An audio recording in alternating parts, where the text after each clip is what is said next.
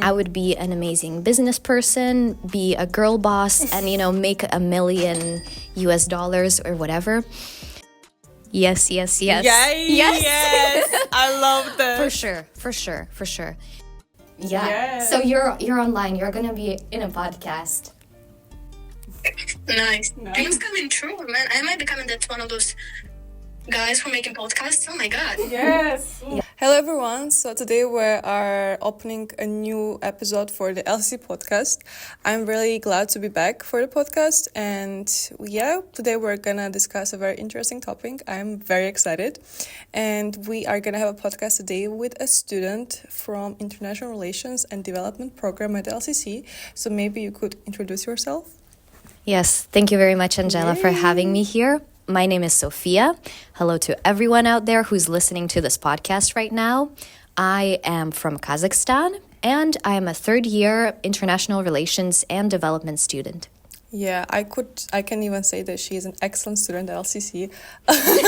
You're flattering me. No, I'm being honest. Thank you.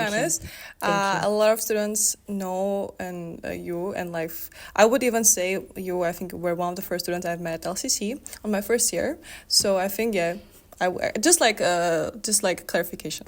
Okay, so again, thank you so much for joining and accepting the invitation, because doing this podcast, all we do is just discuss different type of topics and ideas that probably can change the world maybe in the future, but hopefully maybe today's topic could change the world, change something.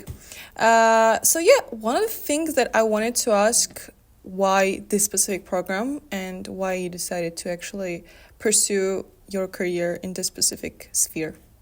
Mm-hmm.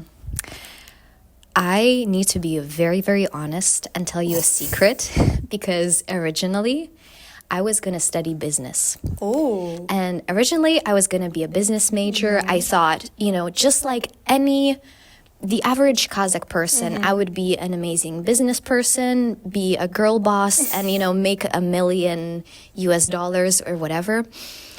The thing is, when I was deep into my LCC application process, mm-hmm. I still felt that something was off. Like something felt missing. Okay. And I couldn't explain what it was. Mm-hmm. I have to be honest. And then at one point, when I decided to check the degree plans between business, just the different mm-hmm. degree plans offered at mm-hmm. LCC, eventually I look into International Relations and Development. We call it IRD. Mm-hmm. And I realized, I'm actually very interested in that. Something about it just felt so mysterious, mm-hmm. or it just felt so close. Mm-hmm. I can't explain it. Mm-hmm. But in the end, I decided to choose it. And I can tell you, it was definitely love at first sight. I know. And you can't, I don't think it's good, or it's probably not the right way to put it about mm-hmm. politics, mm-hmm. because that's essentially politics. But really, this topic for me, it certainly was love at first sight, mm-hmm. because I wouldn't have realized mm-hmm. how much purpose and maybe maturity mm-hmm. is the right word, mm-hmm. would bring this degree. So basically, you were on your final stage of applying for business, but then something changed something in your mind, and okay, let me check this program. So exactly. It was literally you were going for business. Like this. Yeah, See, I think changed it was that fate. That's what we call fate. Yeah. Or, I also say that I followed, some people say following your heart or following mm-hmm. your gut feelings, but something about that felt right.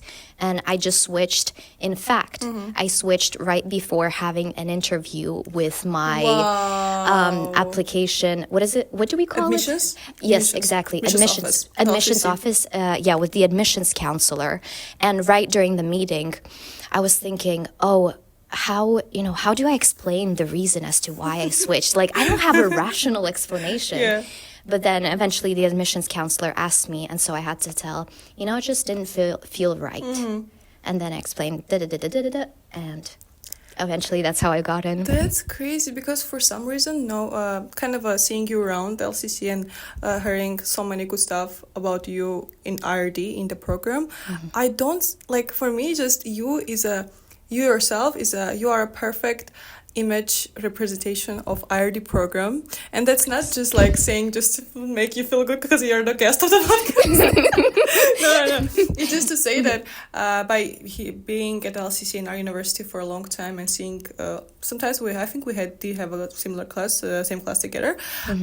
For me, is that I really associate you as a part of IRD, so I don't think I would ever be able to see you in other major, even though it's just that I see you in this sphere, because I kind of see you around and talking, having an amazing public speaking, and just being able to debate over a topic, and that's what probably people do in your program, I'm not sure.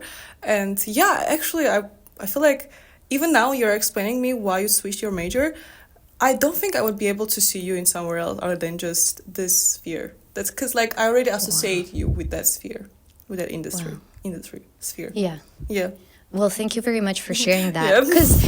Because really to me, it means that if you're telling me that and telling me these nice words, which are really kind, by the way, it does mean that I am on the right track, or, I probably fit into where I'm supposed to fit. The funny thing is that if you actually look at where I work now, besides studying, I'm sort of in the business field. Girl. You're doing both. Now you're switching. After 3 years. Yeah. No, but okay, we will go there also. I want to ask what else, what you're going to work, or what you're working. So basically it means that you didn't have much experience before, because like you switched your major like this. So that means that, for example, at school you didn't have experience. Did you have an experience like in debates? Because that's also part of IRD, International Relations Development, having debates over a topic. Did you have this kind of experience, or it wasn't like, did you ever think of you could become professional, I don't know, speaker, or like a person working in this sphere at school? Let me ask you a quick question before that. Okay. Now the host is you. You're the host. Okay, I love that. Well, when you think of politics, when you think of studying politics, or, working in politics, what is the first or the second thing that comes to your mind? When I think about politics, I think of this picture of the office European Union, that there's like a huge assembly. And I think of just big, serious people sitting and discussing over a topic. That's what I associate when it comes to it's really different for people when it comes to politics and in general, because like everyone comes from different countries, and it's really politics differ in every country, of course. But when I think of politics and international relations development, all I think is that there's people sitting in suits, very serious, and debating and discussing about the important topics such as global environment, global issues, something like that. That's what I think of. And I would actually say this is what many people think of when they're asked to imagine what politics or working in politics would look like. In fact, I would say I grew up in a similar environment because I went to an international school where expats and also diplomats' kids studied. So in a way, even though I didn't know about the world of politics, this world was around me all the time. Exactly. And so I quite often saw people in suits. I saw what it meant to be in the culture of politics, or in a particular, high esteemed culture as such. And so for myself, I always thought that I actually don't want to work in politics because I don't want to wear suits, or I don't want to be a diplomat. But then eventually I realized that politics is way more than that. And so that would be the first thing that, I grew up, I went to school in that particular environment, and I was socialized by this ecosystem of politics without even knowing it, which is the crazy part. The other part to it is that we also had and often held MUN, which is the Model United Nations. It's a very, very famous... you had it at your school? We had it at our school. Because we also have it at LCC. I just got confused. But we have it. Yeah. And so we also had that, which is a competition, a debate-like competition where you simulate, basically, the United Nations just in a classroom or... university setting. And so we had that at our school, I actually volunteered all the times. Ooh. But even just through volunteering, I did not participate at that point. I volunteered all the time, but I already saw, oh, okay, so this is what it's like. I already saw a different, more maybe proactive image of what it would be like to work in politics or study politics. So you were already there. You already, from the very beginning, you witnessed what it is. How does politics look like? How it looks like? Yeah, but even that, it's crazy to me because I never realized that. Consciously, I never actually thought about it. It was just there and you were around. Exactly. But Wow. I didn't know what I was absorbing, but I would end up absorbing the thing that I am studying now. That's interesting because for me, I would say I tend to escape when it comes to politics in terms of not even just the topic about like anything related to politics, but watching how this United Nations assemblies or conferences, for me, for example, they don't seem something that I would be interested in pursuing or watching. That's why whenever I am in environment where it comes to debation, like we need to kind of discuss a topic and argue and present your argument and argue why your argument is the best, and I think that's what usually people do.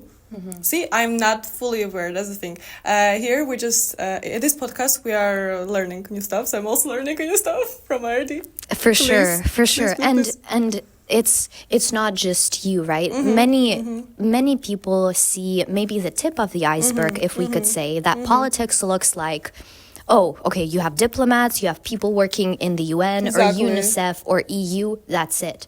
Exactly. But there's actually so much more, especially on the like within the government's intragovernmental levels, or if you go to the grassroots, different types of activisms, or just even pursuing development through business or through NGOs, more community or individual level things. Talking about that, I actually love that you brought it up because today's topic is somehow related. I mean, of course, it's mostly related to international relations and development, and I can even say the title. What is the title of our podcast? And you will figure out the topic. It is Changing the World Without Sitting at the Office. So it means that is it possible actually to make changes without being, for example, in White House, not being a part of, and I mean, not being part of a big institution, just being an individual who wants to create or make a change. And for that, I had this question, and I'm really glad that you brought it up, related to NGOs and how they make changes. And yeah, I had this question. So some people think change happens through big institutions, as you mentioned, government, NGOs, and the UN. But what role do individuals and small projects play? And do you actually think that small projects can actually make changes because they don't have a big, their decisions, they don't matter? I wouldn't say they don't matter, but that's usually not, we interpret it the way that people who have less authority, they don't have the right to change something because people won't hear them. So what do you think? Is it possible to make a change while being a part of a small project? Yes. Yes. I love that. For sure. Obviously, there are different types and levels of impact, but they're all as valuable, right? You can't just go into some office or some NGO and say, oh, your project is not as valuable. So there are different things about it. I was actually thinking, what if we call my friend from IRD? Yay! And we can ask her what she thinks. Right now. We can call her. Let's go. Yeah, Let's go. we can ask her what she thinks about that, because she is an amazing person. That has worked in an NGO in Ukraine, where she's from. She's from Kobe.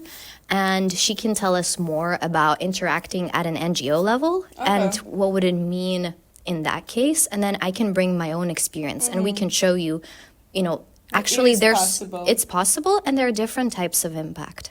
I love that. I am so glad that we're gonna do this because please. Okay. And I will put my recorder this way so that we can hear. What was her name? Oh, her name is Valia. Valia. So we're gonna hear Valia's voice. I'm very excited.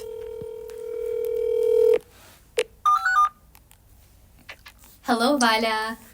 Hello. How are you doing? Good, good. How are you?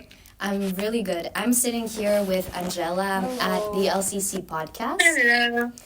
and Oh, yeah. Yes. So you're online. You're gonna be in a podcast. nice. Nice. Dreams coming true, man. I might be becoming that one of those guys who are making podcasts. Oh my god. Yes. Yeah. And today we're talking about politics. And Angela, could you repeat the topic for? Yes. So the topic of podcast is that is it possible to make a change while not sitting in the office? It could be a change, for example, political change, or is it possible to make a change while not being a part of NGOs or United Nations, as a small individual or as a person who doesn't have authority in the community? Do you think it is possible to make a change? Yeah, and I also wanted to add, I remember your experience, Valia, in Kovel and what you did there with the NGO and other things. So I just wanted to hear something from your experience in creating change on a community level. Oh yeah, man. I can tell about myself. I can tell about my family. What better? What is better? How about yourself? What you have done back then in Kovel for the community?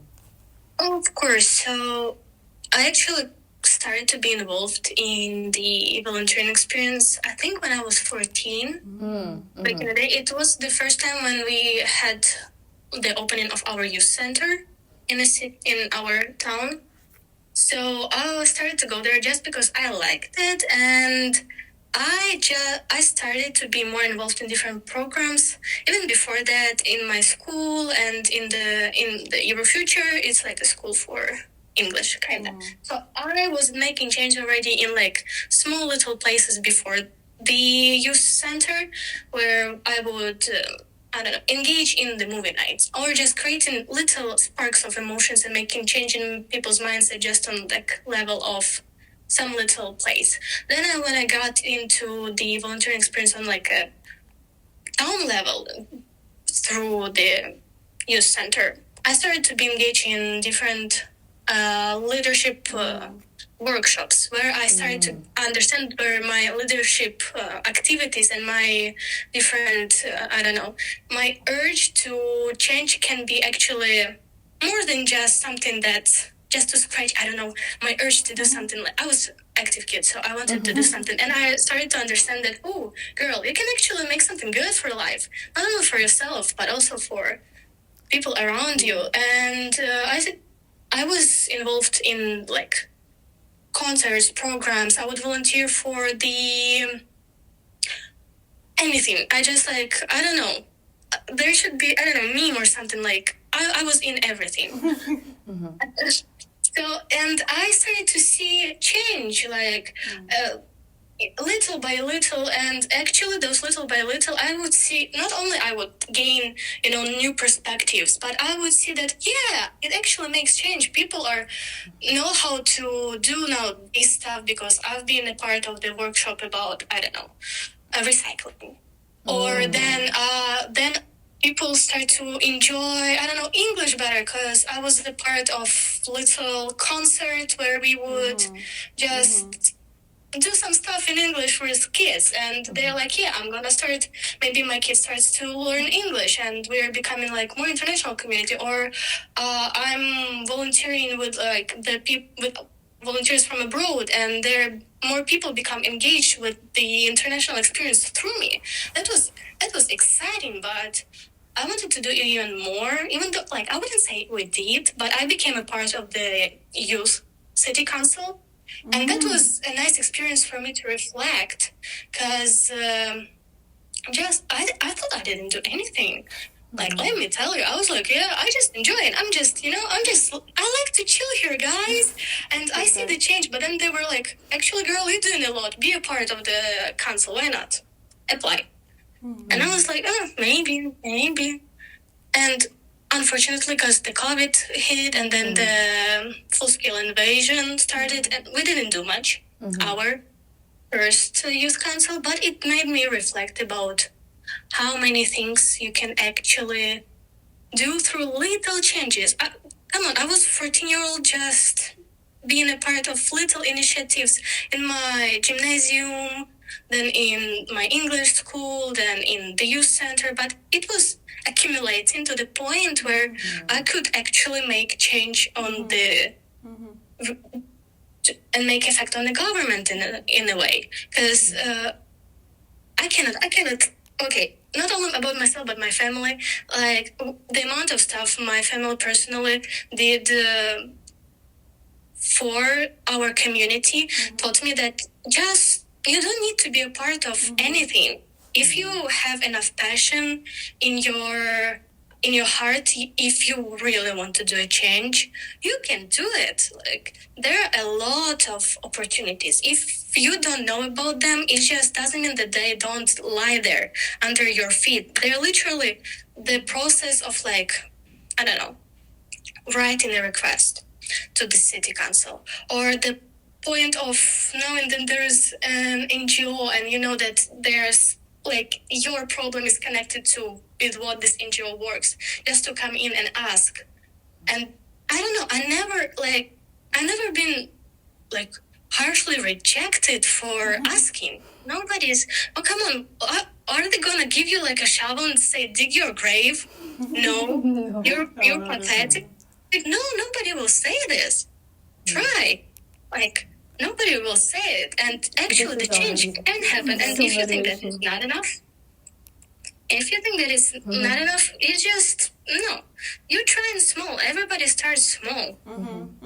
So that's, I would say that's the main point. I think thank you very much for sharing.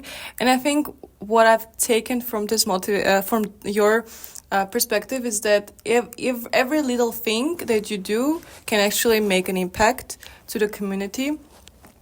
And I love that you had a big experience in your country, in your city. Thank you so much, actually, for picking up the phone. Thank you. Thank you so much. So much.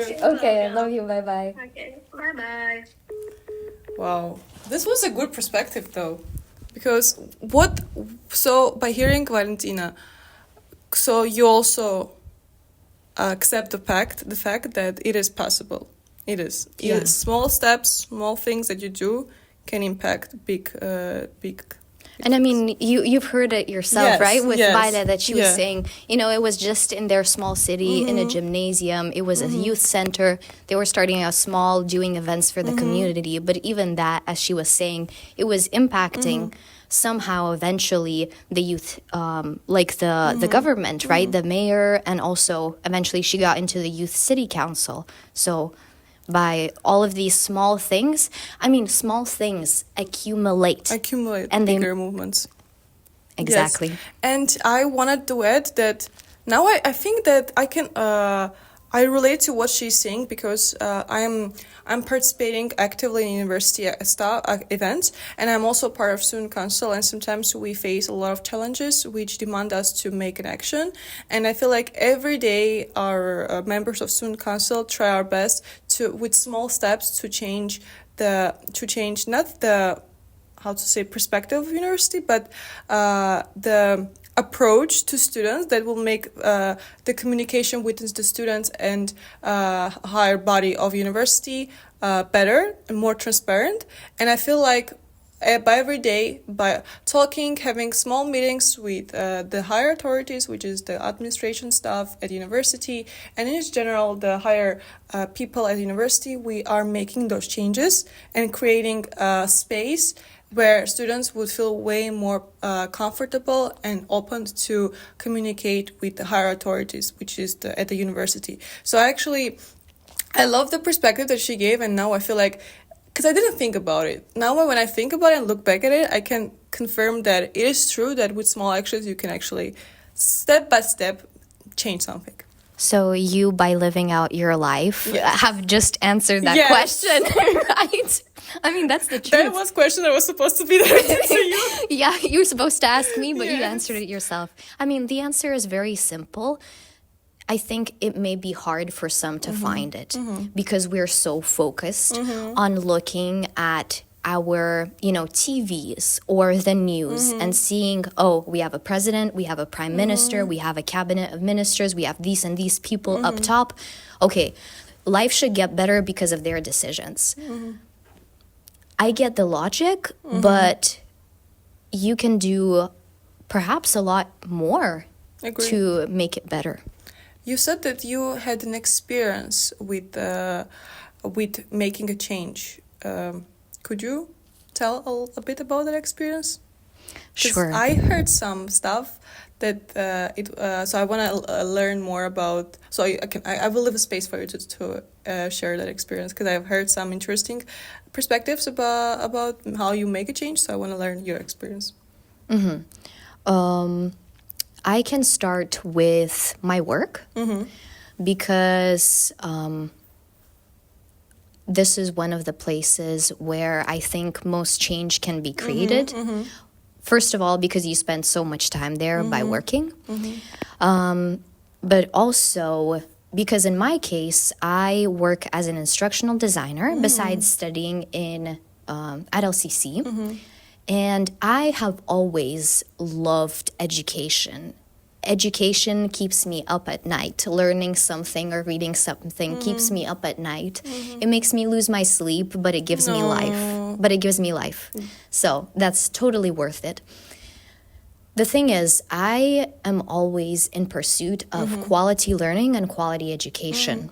And so the change that I always wanted to make, even before coming to LCC, here's a little backstory, is that I had this huge dream of being a minister of education of Kazakhstan. Oh, And it I was, can see you. Thank you. I can see you too. No. No, I can see you physically. I'll be there somewhere behind the camera looking at you. No.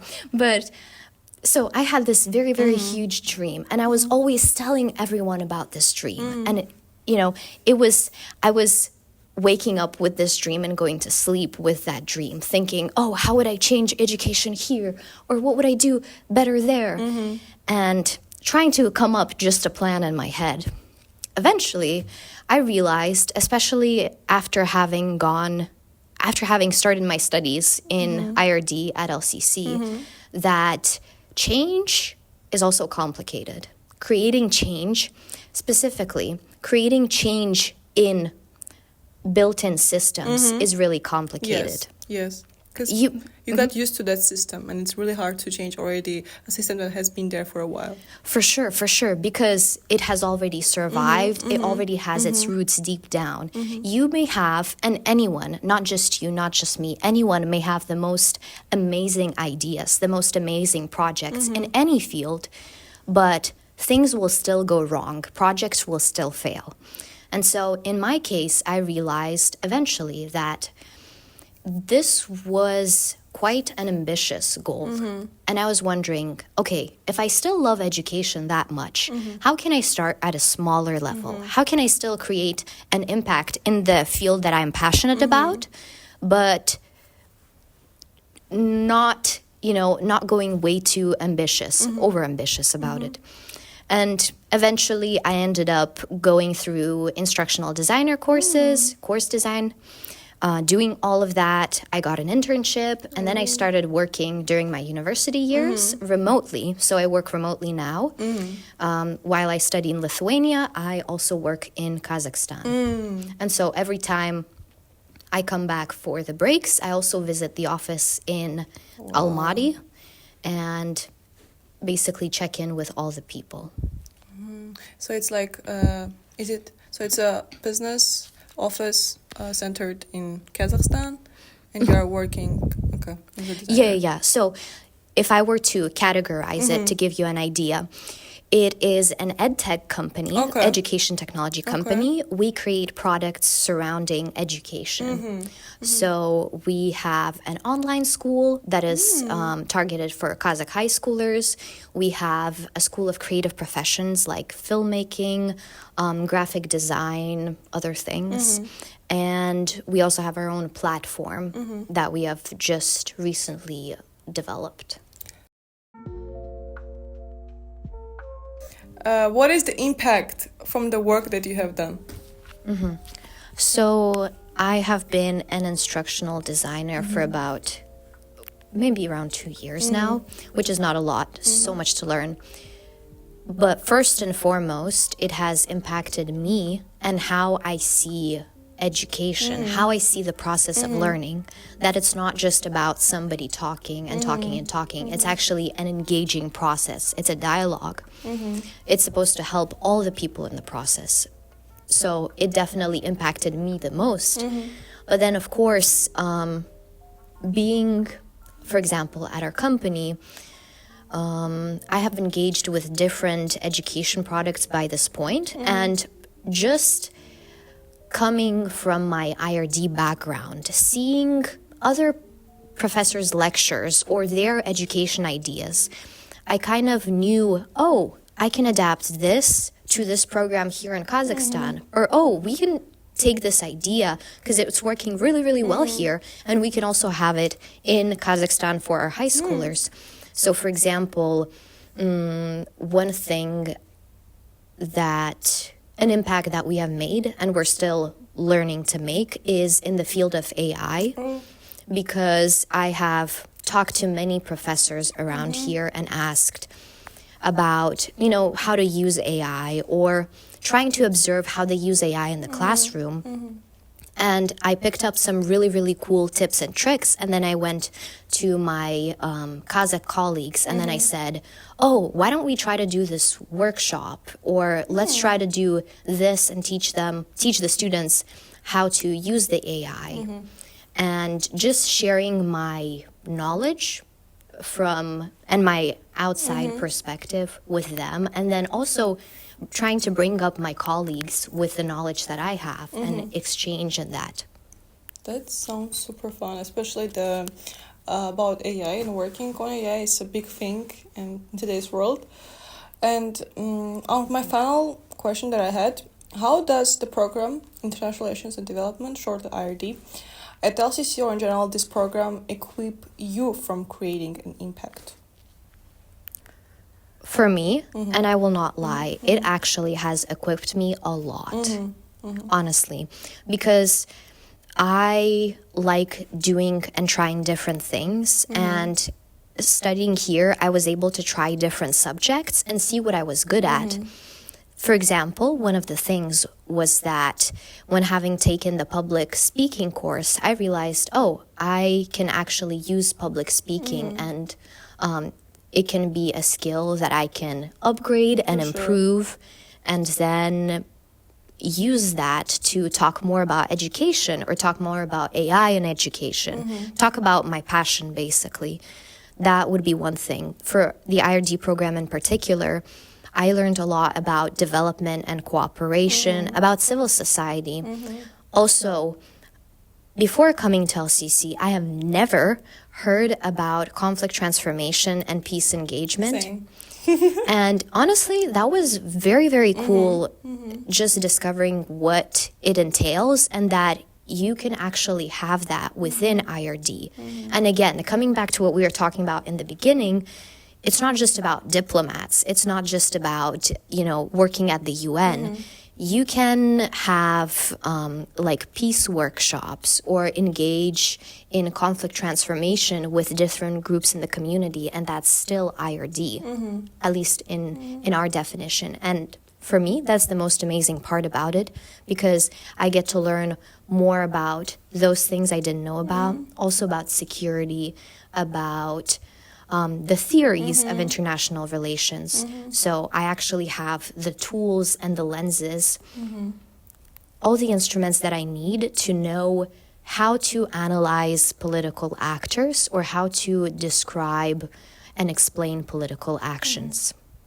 Great. So you think that the things that you learn in your program, they definitely and actually strengthen your abilities and skills in, for example, in your position?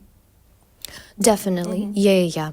And we have to be honest here, right? It's not just you're coming and the university gives you everything. Of course, no, of course. It doesn't work anywhere Yeah. because you have to have the enthusiasm and also the zeal to, or the passion to push forward something that you enjoy and learn more about it. So for me, the university was coming and offering me this knowledge, and I was very eager to learn, and I think this is where it was a very successful match. I agree that if you have the passion, if you want, you will learn. If you don't want, then of course you're gonna complain saying that I'm not getting anything. But the person who knows what they want from life and will know what they want to pursue a career. I mean, I know, for example, and I'm studying communications, and I know that this specific communication theory class will definitely improve my understanding about how theories work and how we can apply them. So yeah, I definitely agree with that.